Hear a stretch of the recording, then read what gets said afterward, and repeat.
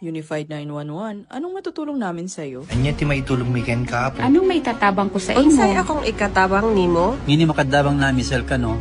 Sa anumang wika o dialekto, may tulong na darating sa iyo.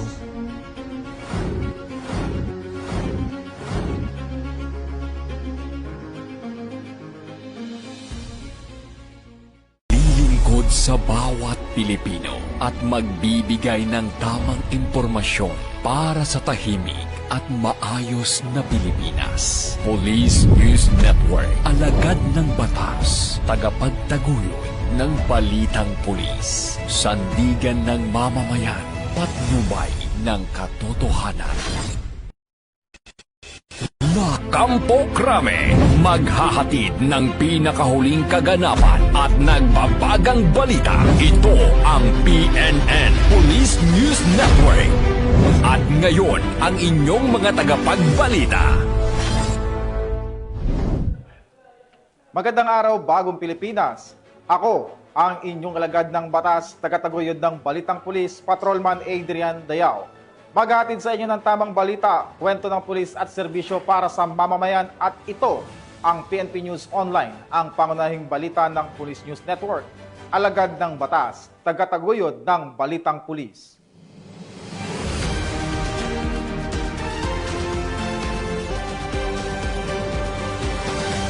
Narito ang mga balitang dapat niyong abangan. 101 wanted person arestado ng PNP Bicol sa isang linggong operasyon kontra kriminalidad.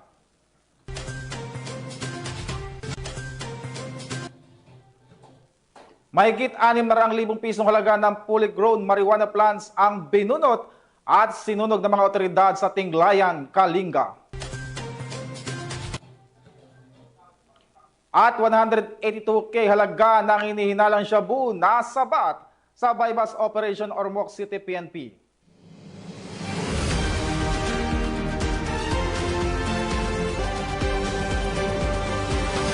Narito ang mga balitang hatid ng ating PNN correspondents mula sa iba't ibang panig ng bansa.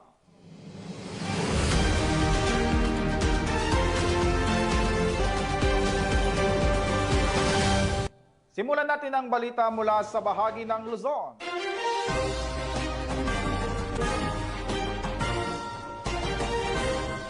Nakiindak ang mga tauhan ng Police Regional Office 1 sa isalagwang Zumba for a cause na may temang Moving with Purpose, Dancing for Life para sa mga cancer warrior at isinagawa rin ang tree planting activity sa San Fernando City, La Union.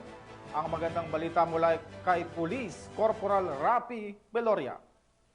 Unahan ni Police Brigadier General Dindo R. Reyes, Regional Director ng Police Regional Office 1, ang dalawang makabuluhang aktibidad na isinagawa sa Camp Brigadier General Oscar M. Florendo, Parian, San Fernando City, La Union, katuwang ang Soroptomis International of the Americas Philippines Region o SIAPR, sa pamumuno ni Mrs. Leticia O. Cruz, District Director ng Greater Manila District, at ang Officers Ladies Club Foundation Incorporated, Pro 1 Chapter sa pangunguna ni Mrs. Hershey G. Reyes, advisor ng nasabing organisasyon. Isa sa mga pangunahing aktibidad ay ang tree planting activity na isinagawa bilang pagsuporta sa advokasya ng PNP na makakalikasan. Isa sa mga pangunahing core values ng institusyon. Layunin ng gawaing ito na ipakita ang aktibong papel ng kapulisan sa pangangalaga ng kalikasan bilang bahagi ng mas malawak na hangaring hindi lamang panatilihin ang kapayapaan at kaayusan, kundi tiyaking ipapamana sa susunod na henerasyon ang isang mas magandang kinabukasan.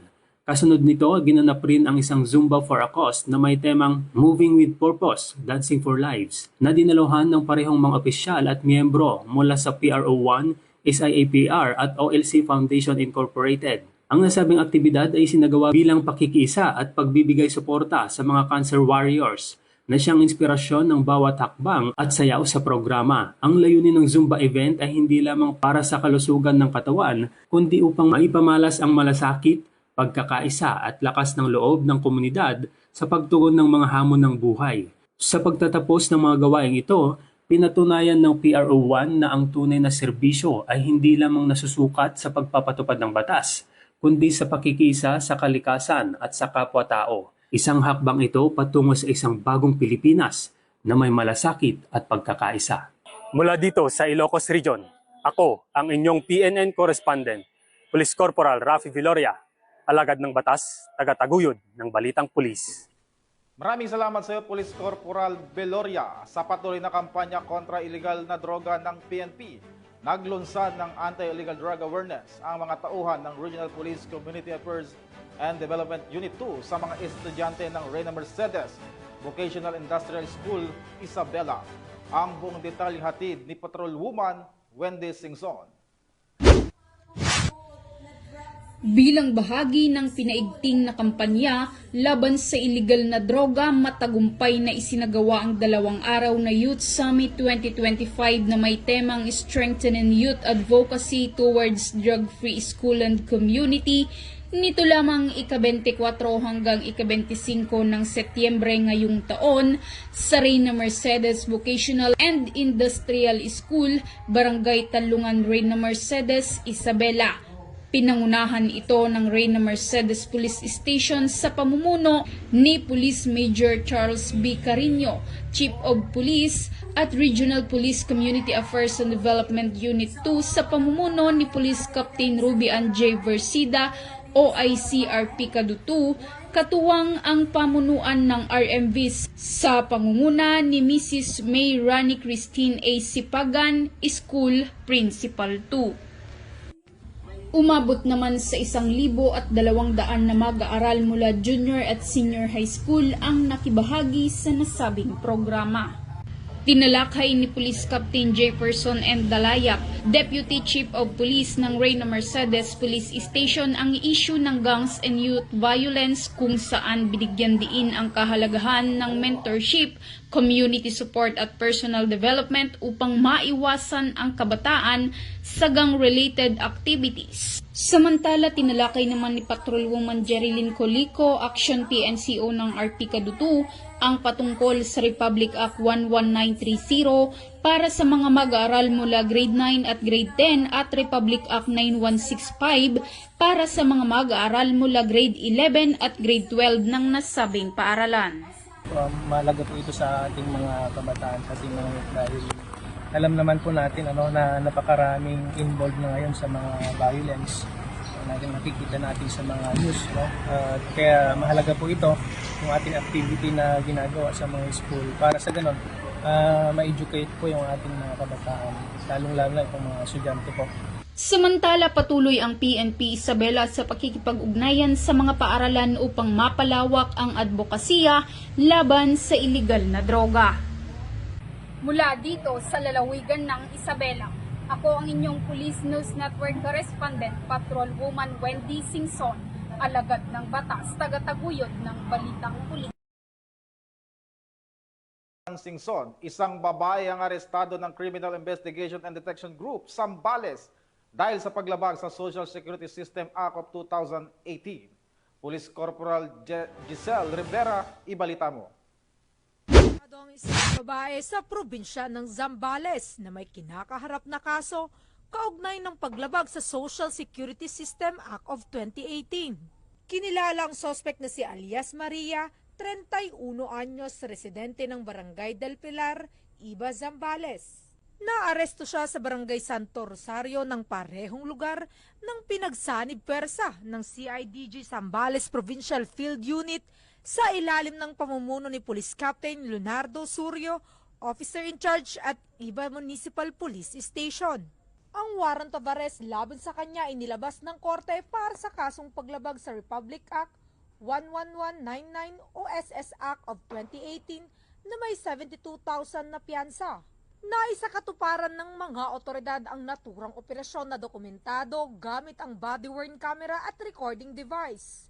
Matapos ang pag-aresto ay dinala ang akusado sa CIDG Zambales Provincial Field Unit para sa booking procedure bago ibalik ang warrant sa korte. Bahagi ito ng pinaigting na oplan pagtugis ng CIDG para tiyakin na ang lahat ng may kasong kinakaharap ay mahaharap sa batas. Mula dito sa City of San Fernando, Pampanga, ang inyong PNN Correspondent, Police Corporal Giselle V. Rivera, alagad ng batas, tagataguyod ng Balitang Pulis.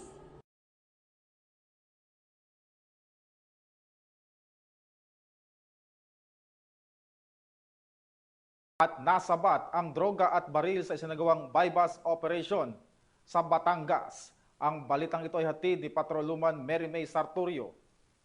Hindi na nakapalagpa ang dalawang suspect matapos ang isinagawang buy-bust operation ng mga tauhan ng Santo Tomas Component City Police Station. Kinilala ang mga suspect na sina alias Louie at alias Red, kapwa mga residente ng Puro 4, Barangay San Cristobal, Calamba City, Laguna. Nakumpiska mula sa mga suspect ang 6 na heat-sealed transparent plastic sachet na naglalaman ng hinihinalang shabu na may bigat na 1.4 gramo, isang caliber 9mm pistol, 2 magazines, 9 na live ammunition, isang 1,000 peso bill bilang buy-bust money, 3 cellphone at isang motorsiklo. Kasalukuyang nasa custody ng Santo Tomas Component City Police Station ang mga arestadong akusado para sa dokumentasyon at tamang disposisyon. Ang kanilang pagkakaaresto ay patunay ng dedikasyon ng ating mga kapulisan sa pagpapanatili ng kapayapaan at seguridad sa komunidad. Mula rito sa Calabarzon, ako ang inyong Police News Network correspondent, Patrolwoman Mary May Sarturio.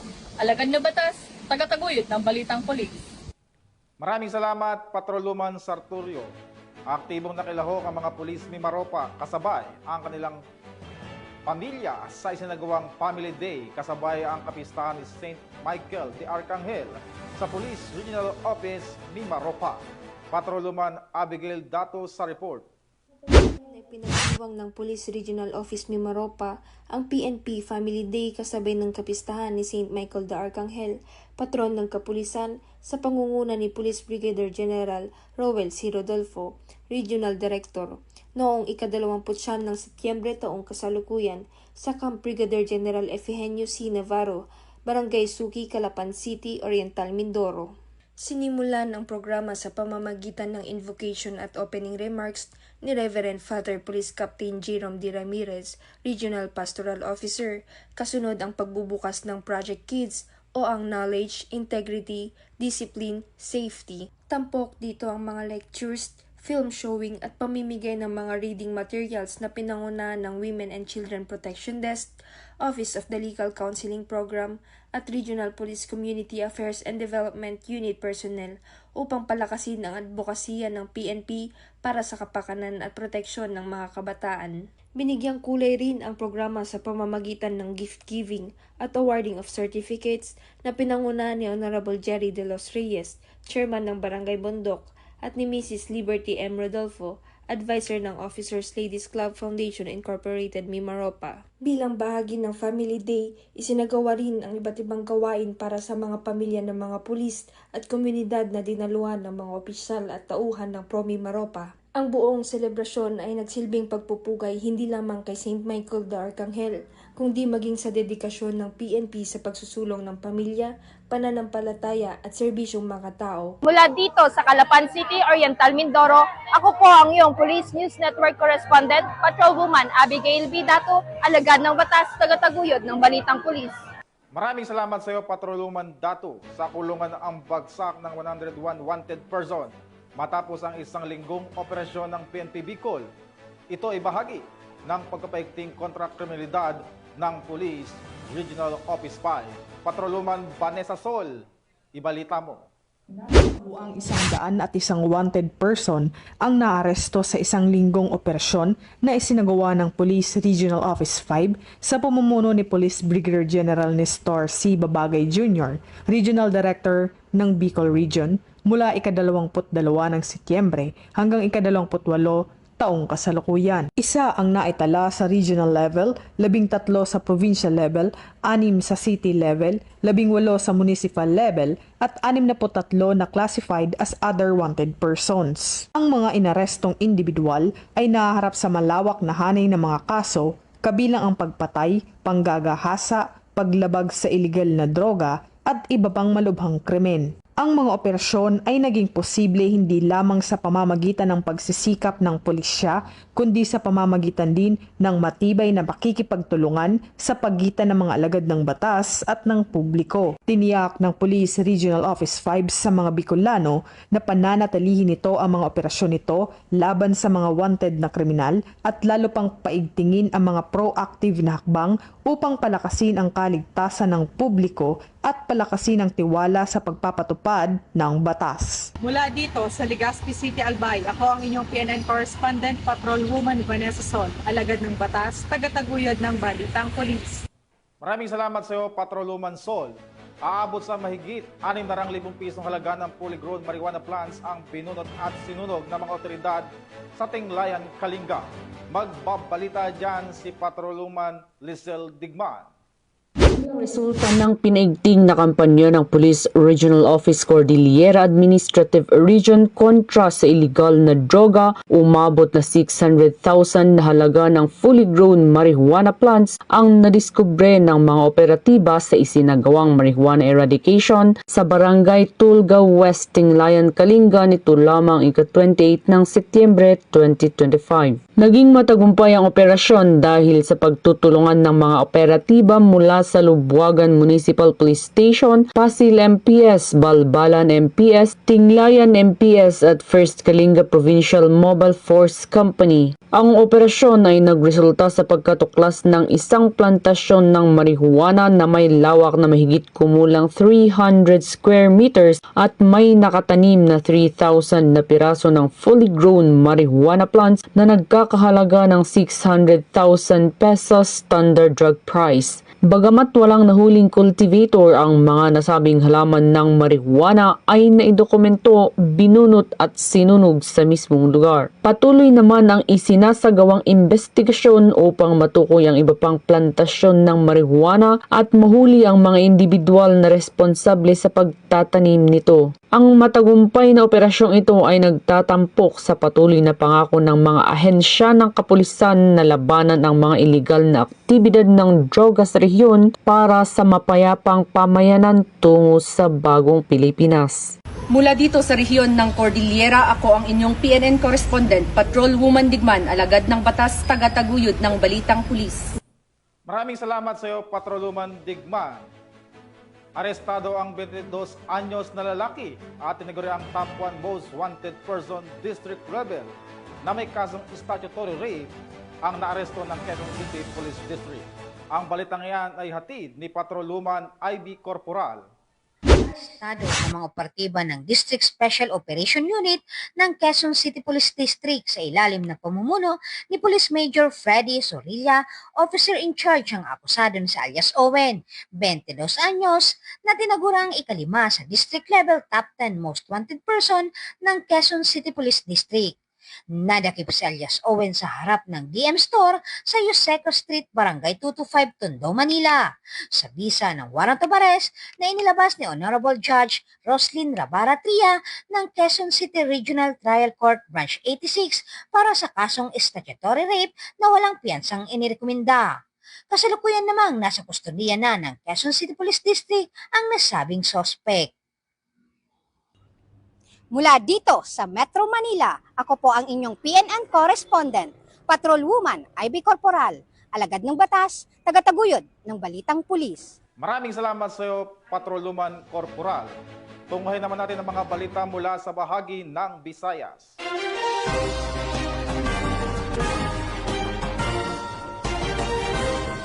Arestado ang tulak ng droga matapos ang bypass operation ng mga tauhan ng Oton Municipal Police Station sa Oton, Iloilo.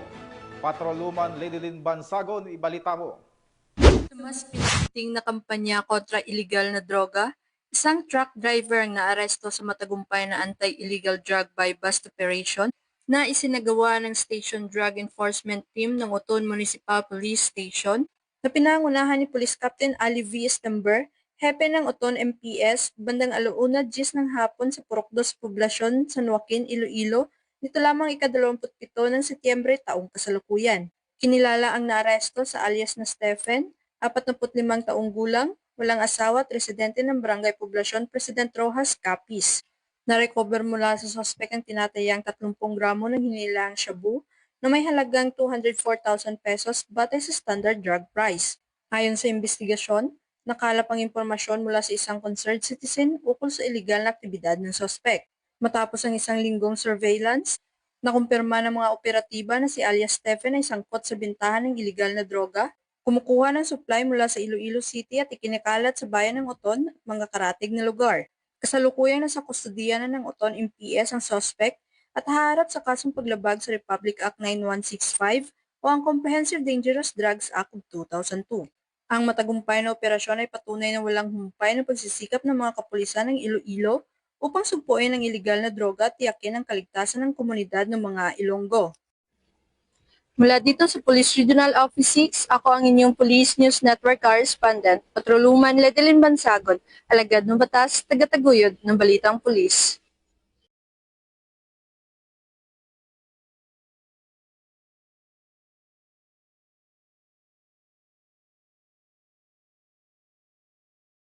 City, Patrolwoman Laura May Asares sa report. Tulungan ang bagsak ng top 3 most wanted person provincial level na may kasong rape by sexual assault ng RA 7610 matapos itong maaresto sa sitio Tugas, Banawag at Shepherd, Barangay Guadalupe, Cebu City noong ika-27 ng Setyembre ng taong kasalukuyan.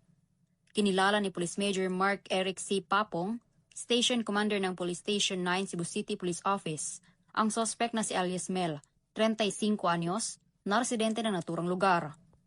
Ayon sa ulat ng mga otoridad, ang suspect ay naaresto sa bisa ng warrant of arrest para sa kasong rape by sexual assault, Article 266A Paragraph 2 of the PRC in relation to Section B of RA 7610 o Special Protection of Children Against Abuse, Exploitation and Discrimination Act na may 1 milyon na rekomendadong piyansa.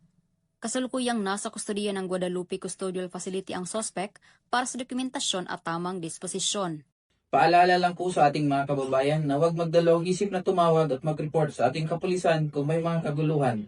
Bawat tawag ay mahalaga para sa kaligtasan ng ating komunidad. Maraming salamat po. Mula dito sa Cebu City, ako ang inyong Police News Network Correspondent, Patrolwoman Laura May Asares, alagad ng batas, tagataguyod ng Balitang Pulis. Maraming salamat sa iyo, Patrolwoman Asares. Arestado ang isang high-value individual sa isinagawang bypass operation ng Arboc City Drug Enforcement Unit at nakumpiska ang mahigit 100,000 pisong halaga ng hinihinalang shabu. Ang buong detalye ng report mula kay Patrolwoman Kimberly Flores. Ng mga otoridad ang isang lalaking wanted person na may kasong qualified rape matapos mahuli sa Barangay Dolores, Ormoc City. Bandang alas 11:31 ng tanghali nang maaresto ang akusado ng mga tauhan ng Ormoc City Police Station 5 sa bisa ng warrant of arrest para sa kasong qualified rape sa ilalim ng Article 266-A ng Revised Penal Code na walang inirekomendang piyansa. Ang akusado ay dinala sa Ormoc City PS5 para sa kaukulang dokumentasyon at tamang disposisyon. Ang ating kapulisan ay patuloy na maglulunsad ng mga operasyon para mahuli ang mga taong may pananagutan sa batas upang maihatid ang hustisya sa kanilang mga naging biktima at mapanatili ang kaayusan at kaligtasan ng ating komunidad tungo sa minimithi natin na bagong Pilipinas.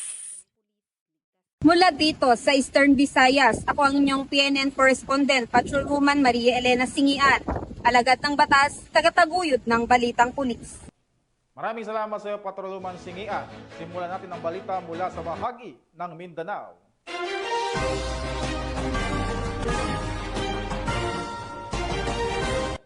Isang 40 anyos na lalaki ang arestado sa nagawang joint bypass operation ng Sindangan Municipal Police Station at First Zamboanga del Norte PMFC at Intelligence ng Philippine Army. Ang buong detalye ay hatid ni Patrolwoman AJ Cortez. Arestado ang isang 40 anyos na karpintero sa isinagawang joint drug buy-bust operation ng mga tauhan ng Sindangan Municipal Police Station sa pangunguna ni Police Lieutenant Colonel Jose F. Rivero III, katuwang ang 1st Zamboanga del Norte PMFC at Intel personnel ng 97th IB Philippine Army dito lamang ika-28 ng Setyembre taong kasalukuyan, bandang alas 3 ng hapon sa Barangay Gulio, Sindangan, Zamboanga del Norte. Kinilala ang suspect na si alias Hampak, residente ng Barangay Mara, Sindangan. Sa operasyon, na-recover mula sa suspect ang 2 heat-sealed transparent plastic sachet na naglalaman ng hinihinalang shabu na tumitimbang ng humigit kumulang 4 na gramo at tinatay nagkakahalaga ng 27,200 pesos. Nakuha rin ang isang 1,000 piso bill na ginamit bilang mark money, isang transparent na plastic cellophane na nagsilbing lalagyan at isang bagong kaha ng sigarilyo na kulay pula na ginamit na container. Ang mga nakumpiskang ebidensya ay dinala sa Provincial Forensic Unit Fatima Liloy, Zamboanga del Norte para sa pagsusuri habang ang suspect ay nasa kustodiya ng Sindangan Municipal Police Station para sa kaukulang disposisyon. Layunin ng operasyon ang pagpigil at pagsupil sa paglaganap ng iligal na droga sa lalawigan, pagtitiyak ng kaligtasan ng mga mamamayan, at pagpapatibay ng kampanya ng pamahalaan laban sa pinagbabawal na gamot para sa mas mapayapang pamayanan. Mula dito sa tanggapan ng kapulisan sa Region Siyam, ako ang inyong PNN Correspondent Patrolwoman AG Cortez, alagad ng batas, tagataguyod ng Balitang Pulis. Maraming salamat sa iyo, Patrolwoman Cortez. Samantala, serbisyo publiko ang hatid ng serbisyo Caravan ng 102nd Maneuver Company Misamis Occidental sa mga residente ng Sinakaban, Misamis Occidental. Ang magandang balita ito ay hatid ni Patrolwoman Risa Sahonya. Ng malasakit, isang paglalakbay ng pagbabago. Ang serbisyo Caravan ay patuloy na umuusad, hindi lamang dala ang serbisyo, kundi pati ang pangako ng dignidad at mas maliwanag na bukas para sa bawat mamamayan. Sa pamumuno ni Police Major Alvin Marnilo Tamayo, Company Commander ng 102nd Maneuver Company, katuwang ang kaniyang mga kasamahan, matagumpay na naisagawa ang serbisyo Caravan sa Barangay Estrella, Sinakaban, Misamis Occidental. Nakipagtulungan ang unit sa lokal na pamahalaan ng Sinakaban at iba't ibang ahensya ng pamahalaan upang maihatid ang mahalagang serbisyo gaya ng medikal na tulong, suporta sa kabuhayan at mga programa sa kaligtasan. Namahagi rin sila ng food packs at tsinelas para sa mga residente kasabay ng anti-terrorism dialogue na layong palakasin ang katatagan ng komunidad at ang pakikipagtulungan sa mga otoridad para sa seguridad. Ang nasabing gawain ay patunay ng nagkakaisang pamamahala na nagsusulong ng madaling pag-akses sa serbisyo at inklusibong kaunlaran para sa lahat ng barangay sa lalawigan. Mula dito sa Hilagang Mindanao, ako ang inyong Police News Network Correspondent, Patrolwoman Risa Sahonya, alagad ng batas, tagataguyod ng Balitang Pulis. Maraming salamat, Patrolwoman Sahonya. Isang babaeng arestado na may kasong estapa na tinaguro ang top 1 most wanted person ng City Special Operation Group sa Davao City. Patrolwoman June Marie Joy Rupin sa report. Babaeng kabilang sa listahan ng top 1 most wanted person ng City Special Operations Group ang naaresto sa bisa ng warrant of arrest para sa kaso ng 3 bilang ng estafa ngayong Setyembre 29 taong kasalukuyan bandang alas 12 Gs ng tanghali sa Candelaria Street, Barangay 76-A, Ecolan, Davao City. Kinilala ang suspek sa alias na Janet, 57 taong gulang, may asawa, isang laborer at residente ng Emerald Street, Illumina Estates, Purok 3, Barangay Comunal, Davao City. Katuwang sa nasabing operasyon, ang mga operatiba ng Regional Special Operations Group 11 at Police Station 15. Dagdag pa, batay sa kutusan ng korte, may inirekomendang piyansa na nagkakalaga ng kabuuang 164,000 pesos para sa pansamantalang kalayaan ng akusado. Sa kasalukuyan, ang suspek ay nasa kustodiya ng Ikulan Police Station para sa karampatang disposisyon ng kanyang kaso. Patuloy naman ang paalala ng kapulisan sa publiko na makipagtulungan sa mga otoridad sa pagbibigay ng impormasyon ukol sa mga taong may kinakarap na kasong kriminal upang mapanatili ang kaayusan at katahimikan sa lungsod. Mula dito sa Police Regional Office 11, ako ang inyong PNN Correspondent, Patrolwoman June Mary Joy Rupin, alagad ng batas, tagataguyod ng Balitang Pulis. Maraming salamat sa iyo, Patrolwoman Rupin. Hindi na nakapalagpa ang 3 lalaki matapos mahuli sa anti-illegal drug operation ng Pulong-Manok Municipal Police Station sa Cotabato. Patrolwoman Rizali Umalay, ibalita mo. Tao ang maaresto sa ikinasang anti-illegal drug operation ng mga tauhan ng Pulong-Manok Municipal Police Station sa pakikipagtulungan ng South Cotabato Provincial Drug Enforcement Unit at South Cotabato Provincial Intelligence Unit nito lamang Setyembre 28 taong kasalukuyan bandang alas 7:35 ng gabi sa Purok Tenyo, Barangay Poblasyon, Pulong-Manok South, Cotabato. Kinilala ang mga sospek na sina alias J, 31 anyos, alias Ronron, 36 at alias Nino, 19 na samsam sa kanila ang 10 sachet ng hinihinalang shabu na may kabuang bigat na 4 na gramo. Ang matagumpay na operasyon ay naisakatuparan sa mahigpit na koordinasyon ng Pulumulok Municipal Police Station sa PDEA 12 alinsunod sa mas pinaigting na kampanya ng Philippine National Police laban sa iligal na droga. Mula dito sa General Santos City, ako ang inyong PNN correspondent, Patrolwoman Resalie Umalay, alagad ng batas, tagataguyod ng Balitang Pulis. Maraming salamat sa iyo, Patrolwoman Umalay. Sikat na vlogger sa Butuan City, nasangkot sa iba't ibang krimen gaya ng pang-hold up at iligal na droga ang arestado sa bypass operation ng mga otoridad sa Butuan City. Magbabalita dyan si Patrolwoman Joanna Kawili.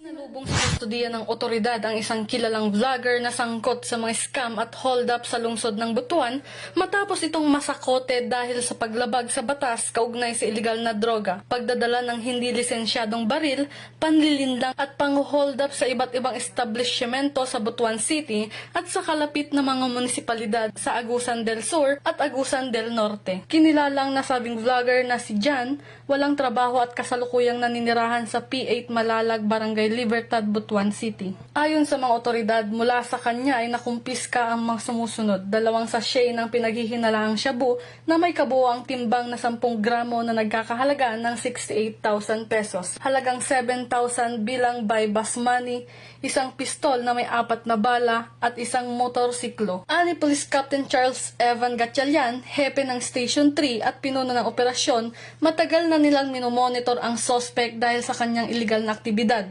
Ipinahayag niya na walang tigil ang pagpapatrolya ng otoridad upang masakote ang suspect kahit saan man ito magtago at papanagutin sa kanyang mga paglabag sa batas. Sa isinagawang bypass operation na pinangunahan ng Station Drug Enforcement Unit at buong puwersa ng Butuan City Police Station 3, matagumpay na naaresto si alias Jan. Sa kasalukuyan, siya ay nasa kustodiya na ng pulisya at nahaharap sa kasong paglabag sa RA 9165 o Comprehensive Dangerous Drugs Act of 2002. Mula dito sa Police Regional Office 13, ako ang inyong PNN correspondent, Patrolwoman Joanna Kawili, alagad ng batas, tagataguyod ng Balitang Pulis. Maraming salamat sa iyo, Patrolwoman Kawili. At sa ating huling balita, sa pagpapanatili ng kapayapaan sa komunidad, ang Marawi City Police Station ay nagsagawa ng anti-illegal drugs at anti-terrorism awareness sa mga residente ng Barangay Port, Marawi City. Ang buong detalye ang hatid ni Patrolwoman Angela Bandarlipe. Isang matagumpay na talakayan tungkol sa anti-illegal drugs, anti-terorismo at mga paalala sa crime prevention para sa mga residente ng Barangay Dayawan, Marawi City ang isinagawa ng mapersonahe ng Marawi Community Affairs and Development sa Barangay Fort, Marawi City nito lamang 29 ng Setyembre taong kasalukuyan.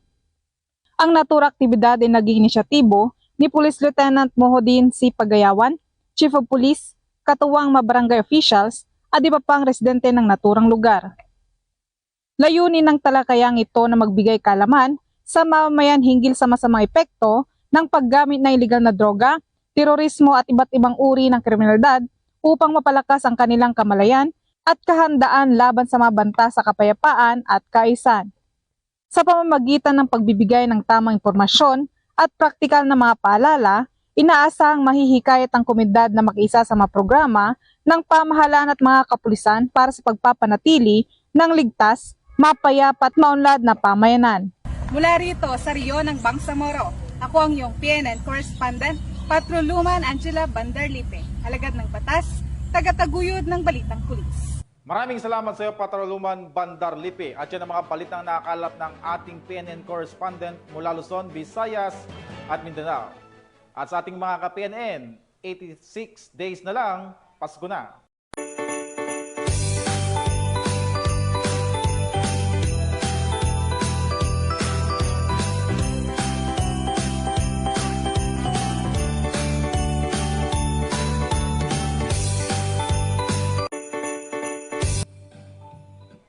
At sa ngalan po ng pamunuan ng Philippine National Police sa panguna ni Acting Chief PNP Police Lieutenant General Jose Melencio Nartates Jr. at sa pamumuno ni President Ferdinand Bongbong Marcos Jr. Kami maglilingkod sa bawat Pilipino at magbibigay ng tama at balanseng balita mula rito sa tanggapan ng tagapag-ugnay ng Pambansang Pulisya. Ako po ang inyong alagad ng batas, tagataguyod ng Balitang Pulis. Ako po si Patrolman Adrian Dayao, maghahatid ng tamang balita, kwento ng pulis at serbisyo para sa mamamayan. At ito ang PNP News Online, ang pangunahing balita ng Police News Network.